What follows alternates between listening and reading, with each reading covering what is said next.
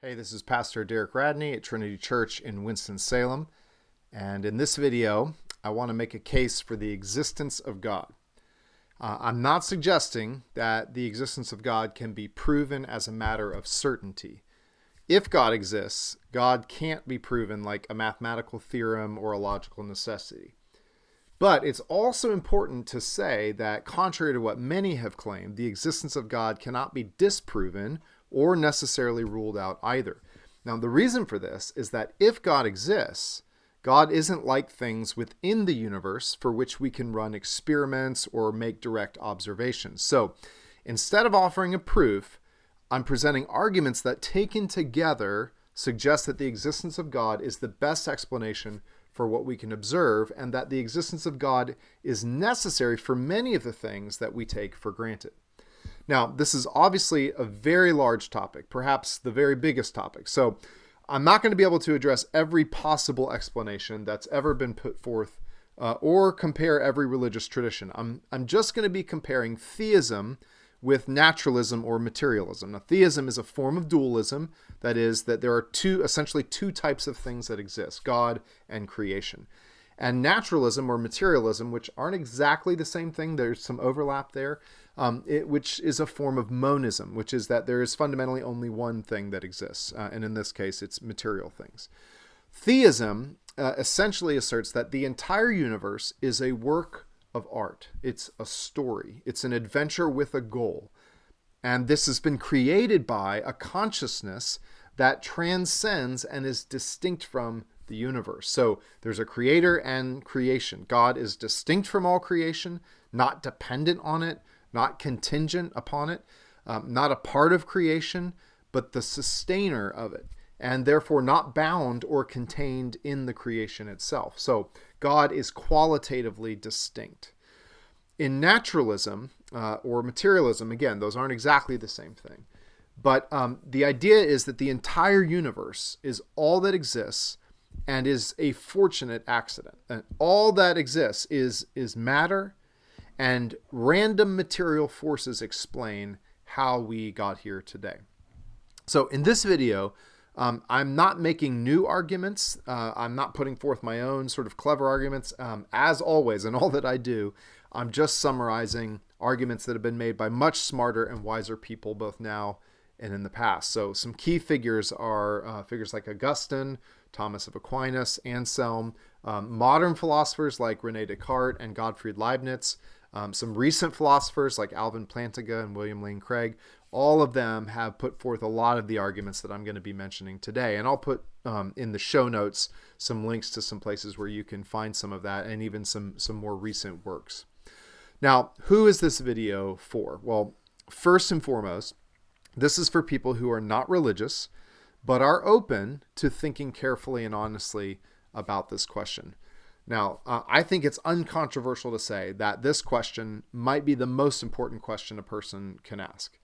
And because of that, I think we should all be very sober and careful in asking and answering the question. Given this debate over the history of humanity, it's unwise to just be flippant about how we answer this in either direction.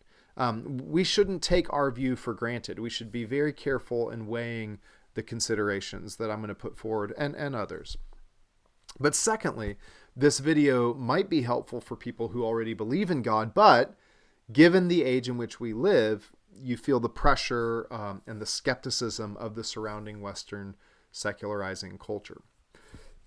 Excuse me. The philosopher Charles Taylor describes the time in which we live as a time when secular people and religious people feel the weight of the other options. Secular people are haunted by the sense of the transcendent. There seems to be something more to life. There's that quote, "I don't believe in God, but I miss him," right? And religious people are plagued by the sense of the immanence of the world in their day-to-day life. God seems absent much of the time. And maybe that's especially the case because of the technology that we use every day. But you can live a lot of your life seemingly without any reference to God, and there's a sort of, on the surface at least, a coherence to it. So bottom line, this video really is for everyone who desires to be intellectually honest and to really wrestle with some good arguments and to be thoughtful about how they answer those arguments. So today I want to offer 7 considerations that, taken together, suggest that belief in God is the most plausible explanation of existence and of human experience. So first 2 will focus on the explanation of existence. Last 5 will focus on the best explanation of our human experience. So the first consideration really is asking the question, why is there something rather than nothing? How did everything come to exist? So let's just imagine what nothing is like. No matter, no space, no time, no force or power, and then all of a sudden there's something. Time, space, matter, various forces. How is this possible? How did everything come to be? Now, normally we would say everything that begins to exist has a cause. And so if we just kind of think about that for a second, the universe began to exist. Therefore, the universe has a cause. God is that cause, right? Now, that's just a very general argument. You could dispute it, and there's a number of ways that people have done that. First is by saying that the universe didn't have a beginning. It's infinite regress, right? That everything that exists now has always existed. There wasn't a beginning. The universe exists in cycles, expansion and contraction, just constantly going on forever. And so this hypothesis is possible, but it really doesn't fully answer the question, why is there something rather than nothing?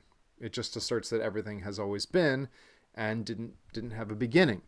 Now, this is actually what many in the ancient world, and even today, many in the non-Western world believe. It's been a dominant view. But in the 1960s, the Big Bang Theory became a pretty standard view. And this is the idea that there was literally no space, time, or matter and forces, and then there was some sort of explosion and there was everything that there is today. That theory of the eternality of all things started to be called into question, but that of course suggests something caused that big explosion, right? Nothing doesn't produce something. Now, in the past decade, there have been attempts to push back on the Big Bang Theory, and a few philosophers have suggested that we can't really rule out that the universe just spontaneously came to exist without a cause. Now, there's really no way of arguing with that. I mean, it seems highly implausible to most people, but I guess you could assert that. But there's really no difference between asserting that and believing that there is a God, in the sense of how do you disprove that or prove it? Stephen Hawking and a colleague of his argued in the last decade that the universe can and will create itself from nothing because of the law of gravity. But that doesn't quite work, because you have to ask the question, where did the law of gravity come from? And there have been other physicists who have been putting forth various theories as well as to how we got the universe from nothing, but they never actually start with nothing. They always start with some sort of basic principle in the singularity, right? If you're familiar with that conversation, you know what I'm talking about.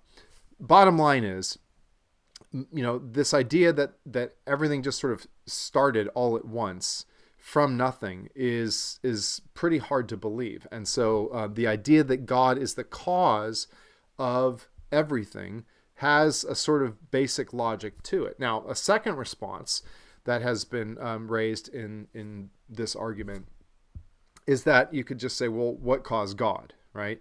If the universe has to have a cause, then why doesn't God have to have a cause?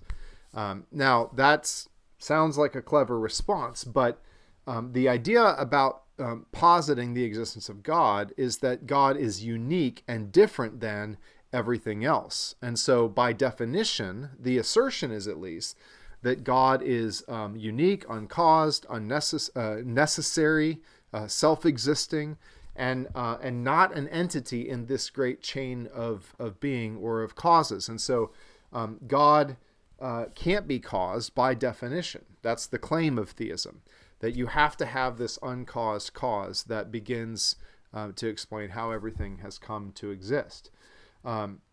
Now, the tension is going to remain no matter what.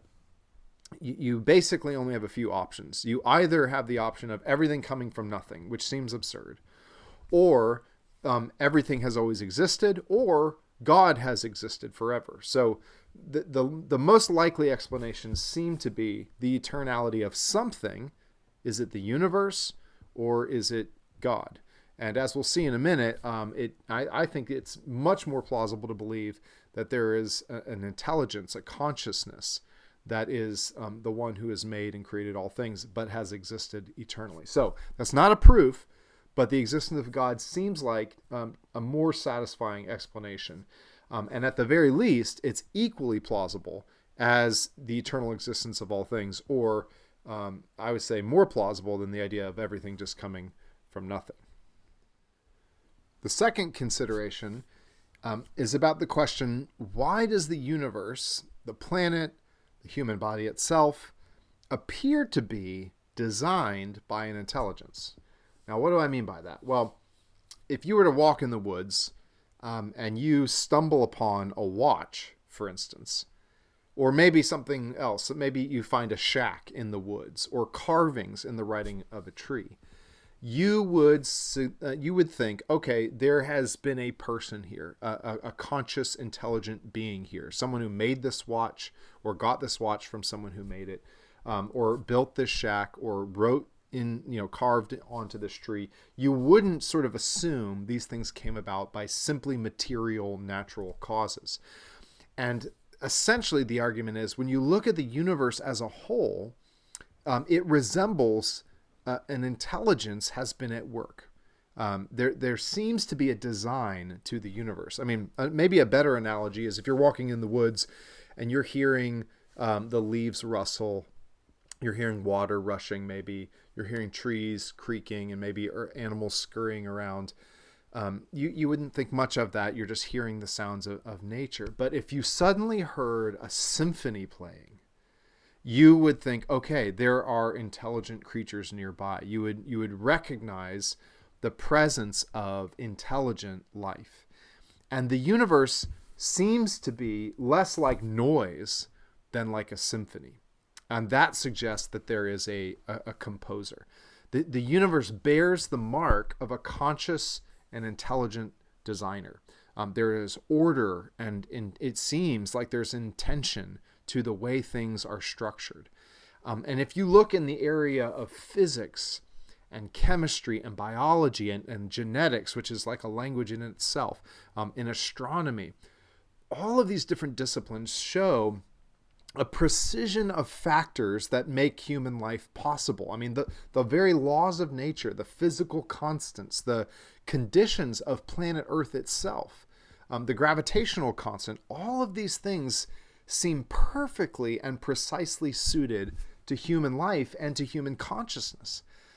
It's almost as if the universe was designed for us to exist. It's like a house built for us to live in. Now, a side note, and I'm not going to get into this, but just looking at consciousness itself, that is an incredible mystery. No one can account for how it works, how it came about. It seems to transcend material explanation, and that's a whole nother sort of thing to consider there, but I'm not really an expert on that. But the design of the universe, or the apparent design of the universe, is, I think, a very compelling reason to consider the existence of God. Now, there are responses to this idea as well. One of those is that, well, there are sort of multiple universes or infinite universes, or if the universe has existed forever and it sort of expands and contracts, sort of enough time goes by, and universe being large enough, then you're bound to see the conditions for human life spring up somewhere or at some point. But again, there's really no way to prove or give evidence of this hypothesis either. It's very similar to asserting the existence of God. And if you're going to believe that, then that's fine. But you can't really rule out the God hypothesis, for any reason. The other response to this one is what might be called like the survivor or the selection bias response. And that's that, the idea that given that we've evolved, it's going to have to look this way as we look back. We can only see the universe in the universe in which we've evolved. So of course it's going to look this way, that everything's fine-tuned for us because that's how we came to be. And so therefore, of course, it's going to look like it's designed for us, in this circumstance. Any circumstance can be calculated as an improbability if you take into account all the preceding events that happened to get there. That's the response. But that doesn't actually alter the fact that the universe does seem to be fine-tuned for human life. And there's nothing that says that there ever had to be a situation in which human life and consciousness developed. And the probability of human life, given the myriad of factors that exist, it had to be just right. And it just seems highly implausible that this has all come about through just random chance. So again, this is not a proof, but the existence of God seems like a more plausible and more satisfying explanation than just random chance. The third consideration has to do with moral obligation. How do we understand moral obligation? Well, let's just compare what we could call moral realism versus moral feelings. Okay, what I mean by moral realism is the idea that there are moral facts, there are moral obligations that exist regardless of how we feel or the preferences of a community or the law or culture. People are obligated to behave in certain ways. They have real obligations upon them. That's the idea of moral realism. An alternative view would be what I'm calling moral feelings. And that is the idea that moral intuitions about right and wrong are the product of evolution, or they're the product of a community preference that compel us towards moral actions, but don't actually contain objective moral obligations. Now, this is different than the sort of first two considerations I offered. This is, not asking what's the best explanation for what we observe. Instead, it's asking what must be true for something that we sort of live by to be true, right? In other words, most people act as if we have real moral obligations. That's how they live their life. And so the question is that consistent with the idea that there is no God? Now, Friedrich Nietzsche, philosopher in the late 1800s, he essentially argued that our moral feelings were a product of Christianity in the Western world. And he said, since God is dead, we don't believe in God anymore. That was his idea. We ought to rid ourselves of this sense of moral obligation that so many people experience. We need to transcend the concept of good and evil and just live authentically in the way that we want. Now, if we think about this, if naturalism is true, if we exist as the result of random events, then there is no basis for moral obligation. Now, naturalism might be able to explain moral feelings, but not moral obligation. Moral feelings, they could have come about through some sort of evolutionary process of natural selection. Maybe there was an advantage to these feelings, perhaps. But most people believe their moral feelings are grounded in objective moral facts. That is, they're grounded in the reality that we have obligations on us beyond how we feel, beyond what is advantageous to us individually or the species. But apart from the existence of God, there is no real objective good and evil. There can only be things that groups or individuals prefer. Another way to think about this would be to think about the idea of human rights. Where do human rights come from? Do they come from, national constitutions? Do they come from international law agreements? Or do they transcend human society altogether? If a nation wrote in its constitution that women were not human and could therefore be treated as property and be bought and sold and used in whatever way we wanted to, would that mean that women no longer have any rights? Or would we say, no, that is wrong. Women have rights regardless of what the law says. And if we wouldn't want to argue for that women have rights, or any other sort of moral situation we could come up with, that women have human rights regardless of the law, then what we're saying is there is some sort of transcendent moral order that goes beyond just our moral feelings and natural selection. Moral intuition suggests that morality isn't just what we feel, but what we think is objectively right and wrong, regardless of how people feel and regardless of the law. Humans have a deep longing for ultimate justice. And naturalism says all these feelings are just merely the product of evolution. They're random. They're not really real. They might compel certain types of behavior. They might motivate us, but they aren't actually real moral obligations.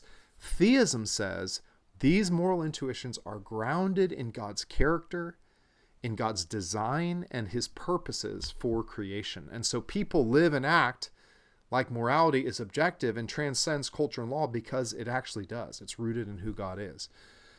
Is it consistent to live that way if you don't believe God exists? The fourth consideration has to do with math. So some of you might want to skip this, I don't know. But related to the idea of objective morality, we should consider the existence of math. How do we explain the fact that math seems to exist apart from the material world? Furthermore, despite its existence apart from the material world, how is it that math seems to fit so congruently with the material world and its explanatory power? Now, this is not something I'm really well versed in. It's really complicated, and yet at the same time, it's sort of simple to think about. Just take numbers, for example. Numbers do not exist in space and time. They aren't material. They're not a power. Numbers are ideas, and yet they are not merely ideas that exist within human minds. If there were no human minds, there would still be numbers. Now, how can an idea exist if there are no minds? So this consideration is about mathematical realism. When engaged in math, it's as if we are discovering something that already exists. We're not inventing something, but we're learning about truths that exist beyond the material world. Theism asserts that numbers and math in general exist as thoughts of God. Naturalism has no good explanation for the existence of such things. Furthermore, there are two other things to consider here, and I think this is pretty amazing. Math is useful, believe it or not, math is useful. Some of you don't agree with that, but math is useful in the material world, and math is also beautiful. Now, what do I mean by math is useful? There's no material cause of math, right? Math has no relation to physical forces. There's no connection between math and matter. Yet, math can be used to explain and predict and build things in the natural world in incredible ways. And if you read philosophers of math and mathematicians, you'll find that they're regularly talking about how baffling this is and what a mystery it is. And it really is a great mystery. But secondly, math is beautiful. Not to everyone, but if you get into it and you try to appreciate it, when you think about math and its symmetry and the way it works, there's a beauty to it. Math is beautiful, and you may not feel that way, but because it's kind of frustrating, but there is a beauty to it. And how can you explain the beauty of math from a purely naturalistic perspective? No one seems to be able to do that. But if God exists as an eternal, intelligent consciousness, then it makes perfect sense that numbers and math in general exists. The fifth consideration has to do with beauty itself, which I just talked about in regard to math. But we should ask, what about the existence of beauty itself, just in general? Now, of all the considerations I'm mentioning today, this is perhaps the least rational. But in some ways, it may be one of the most powerful considerations. Beauty has a way of drawing us into the sense of the transcendent. When we encounter beauty, it seems to lift us above the merely material and the immanent. It seems to draw us above this world in certain ways. I mean, just think about listening to an incredible piece of music, and think about the way it can transport you, such that the experience seems to be more than this world. It seems to be getting us in touch with something deeper than our normal experience, something that goes beyond the world that we observe.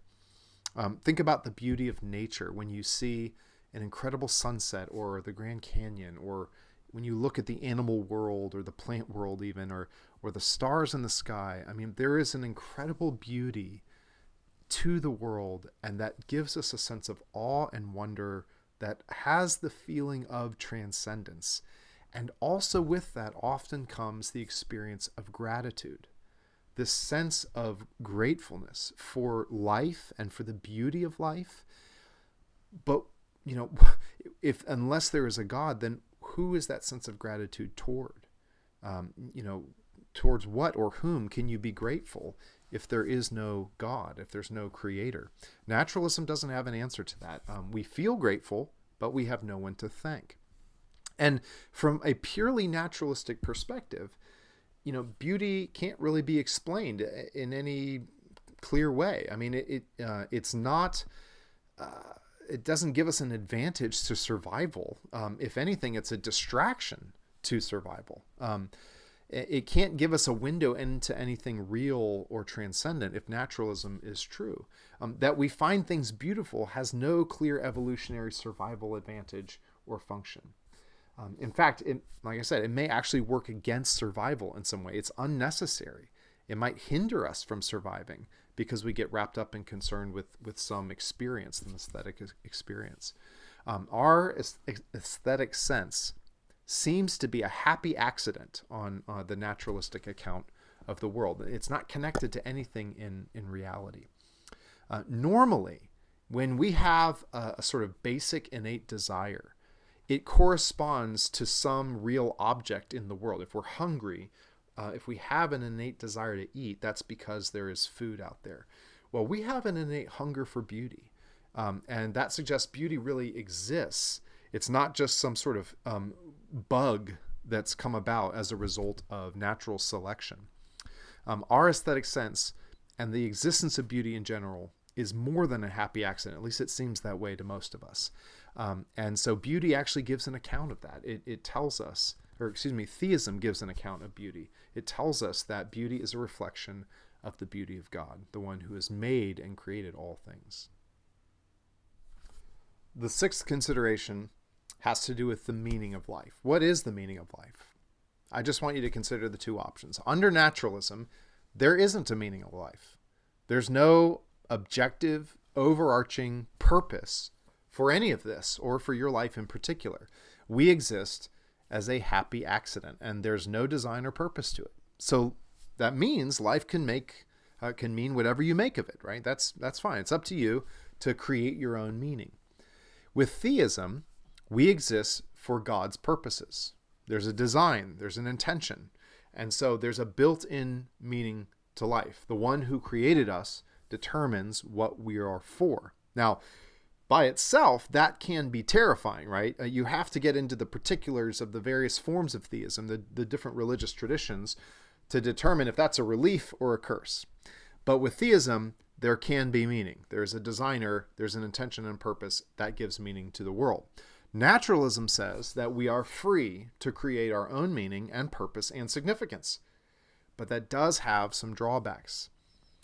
If we are free to come up with whatever meaning that we want for life and to create our own meaning, it undercuts any sort of community. You've got tons of individuals, no overarching meaning. It's very hard to get people together to agree on a common sense and purpose, and to have a stable community that way. It's going to fracture constantly as everyone seeks to create their own individual meaning for life. That's part of what we're seeing in the Western world today. And that speaks to the second thing, which is that it's very fragile. If naturalism is true and there's no meaning to life and we just create it ourselves, then we're going to find some purpose for our life and we're going to build our lives around that. This is what our life is about. But suffering can come in and we lose that thing and suddenly our life becomes meaningless. We cannot face suffering if we create our own meaning. Now we can face hardships, but not the loss of the thing that we've built our life around. That sort of suffering will absolutely destroy us. So it makes us very fragile. And then thirdly, whatever we build our life around, in the end, in the very long scheme of things, it never lasts because at the end of the day, everything is going to burn up in the end. We don't leave a legacy. The sun will explode, Earth will be destroyed, the universe will collapse and expand again, and it's all lost. There's no sort of long-lasting legacy to our lives. With theism, we have a basis for unity among individuals, a common purpose that we can share in together and actually be bonded together in a stable way. We can face suffering because our meaning is rooted in something transcendent outside this world and not something within the world that we build our life around. So whatever suffering we face, we cannot ultimately lose the meaning of our lives. And that actually means some of our suffering, much of our suffering, has deep meaning. It actually contributes to the overall purpose of our life. And then, of course, lastly, our meaning and our purpose can last for eternity. Now, of course, with theism, like I said, there's lots of different religious traditions, and there's different ways that shakes out.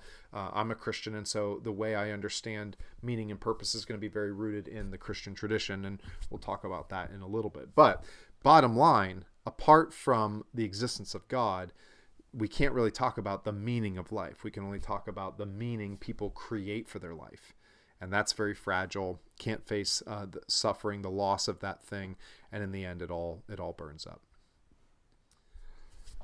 The seventh consideration has to do with history. And there's sort of a couple of different parts to this question. But the first is just to ask, how do you explain the role of religion throughout human history? How do you explain that so many cultures have believed in God or gods throughout history? And also, how do you explain the growth of Christianity in particular throughout the world? As you just step back and you look at human history, almost everyone has believed in some sort of divine power. Just all the different cultures throughout history, all over the world, almost everyone has believed in divine power or powers. And there are tons of accounts of miracles and encounters with supernatural beings. How do you explain that? Well, the typical modern sort of Western explanation that is very much rooted in naturalism just assumes that all these people are superstitious and silly, and now we know scientific things and we know better than all these people. But the reality is a lot of people who believe in science and understand science and are scientists themselves still report having accounts, still have accounts of encountering divine beings or experiencing miracles. And so it's not as if belief in science suddenly just makes all that stuff go away and now we know better. And so that's something to consider. Why is it that we don't believe generally in something that people have always believed in? Are we just smarter than everybody that's come before us? A second component to this has to do with the growth of Christianity in particular. So I'm getting a bit more narrow here in what I'm arguing for. And this is because I think in the Christian tradition, you can see and make a pretty good case for divine providence. When you look at the Old Testament in particular, and if you take the latest possible dating for the Old Testament scriptures, let's just say that they weren't really written or completed until about 200 to 150 BC, 150 years before Jesus was born. You still have in those scriptures many prophecies about a future king that would deliver Israel through suffering and defeat her enemies. And these prophecies include many details that match the life and death of Jesus and the growth of the church throughout the world. And these details are not the sorts of things that a person could just sort of control and sort of fit into their life voluntarily. These are things that go beyond the control of any individual or groups of people. And particularly things related to the death of Jesus on the cross, his birth, his childhood, situations where he doesn't have a lot of agency to control what happens to him. There are prophecies that speak about a figure like Jesus, that he fits this pattern in just an incredible way, in a way that can only be explained by a God who is providentially controlling history and bringing these events about in his power. And it's not just about Jesus. There are other events in the Old Testament that are predicted that later come true and fit the pattern of what is predicted. And so even if you take a very late date, you still have to reckon with at least 150 to 200 years before the life of Jesus, things being said about him that he couldn't control that in fact actually do happen in his life. And then if you take earlier dating for the Old Testament scriptures, there's a lot more prophecies that seemingly come to fulfillment in history and even in the life of Jesus. And then, if you just talk about the growth of the church in the world, the idea that there would be a group of people who would worship a king who is executed by the most powerful empire at the time, and that belief in the resurrection of this figure would spread to every culture throughout the entire world, even though it calls for a costly way of life, sacrificial living, loving your enemy, forgiving those who persecute you and sin against you. It is not a religion that you can purely explain along sociological principles. And so I think that's something to reckon with. It's not, again, this is not a proof, but it is an amazing thing to consider. How did this happen? How could this have come about? Naturalism does not have a good explanation of history as it has unfolded in the world. Naturalism is not really a fair account of all the experiences people have had throughout history with divine power and miracles and so forth. So I think it's worth considering the existence of God just when we look at history. So taken together, when we look at these 7 considerations, at existence itself, the apparent design of the universe, morality, math, beauty, meaning, and history, we have a pretty good reason to believe in God, or at the very least, to not rule out the existence of God offhand. Now, you might be saying, okay, this is all just wishful thinking. You religious people, you just want to believe, and there's no proof of it, and I'm not interested in that. But as I think I've shown, you can't just assume naturalism is a neutral position and require theists to prove, our position. Many of the naturalistic answers here are just as speculative and unprovable as saying that God exists, right? Multiple universes, spontaneous existence of everything from nothing, right? These are hypotheses that can't be proven either. The burden of proof isn't on theists. Everyone has to give an account that is ultimately speculative to some degree. It's unprovable. And the question is, which one is better? Which one accounts for what we see and experience best? But I also want to say, theists aren't the only ones liable to suffer from wishful thinking. Now, all of us are biased. We're all motivated to believe or disbelieve in God. Theists might be engaged in wishful thinking because we want to live forever, or we want to see our dead loved ones, or we want there to be morality and purpose. True, that's definitely could be the case. But we have to remember that non-theists are biased also. Maybe you don't want to have an authority over your life that tells you what the purpose of your life is or how you need to live, or maybe you don't want to be held accountable for what you have done with your life. If life is created and if your life is a gift and you have to give account for what you've done with that, well, maybe you're biased in not wanting to face the reality that you're not sovereign over your life. Maybe you're angry about suffering that you have faced. See, the thing is, all of us are biased. None of us is unbiased. We're all capable of ignoring arguments that would force us to give up something that we hold dear. All of us are capable of cognitive dissonance, holding certain ideas because we have a sort of investment in them in the face of arguments or facts that might overturn that belief or call it into question. All of us are capable of doing that. So here's my final point. And here's where I speak as a Christian theist, as one who believes in God as Trinity, as Father, Son, and Holy Spirit, who has existed forever and has created all things. What if there is a God? And what if, as those who are created by God, our lives don't belong to us? What if we are meant to know this God in a personal way and live as stewards of the lives that we have been given? If that's true, that means that the very heart of existence is love. And this is one consideration I haven't even mentioned yet, but I think this is an incredibly compelling reason to consider the existence of God. If the triune God of the Christian faith is true, then love is essential to reality. God has always existed as a community of persons, Father, Son, and Spirit, giving themselves in loving communion with one another, and creation is the overflow of this life and joy and love. And God made us to pull us into and to invite us to experience this joy and love forever, and that's the purpose of our lives. If naturalism is true, then we're an accident, And anything we feel or experience as love is just an accident or some sort of biological bonding mechanism that plays some function. But if Christianity is true, then love, as I think most of us really understand it, this idea of self-giving in order to experience joyful communion with another, that's at the heart of what it means to exist. That's at the very heart of the entire universe.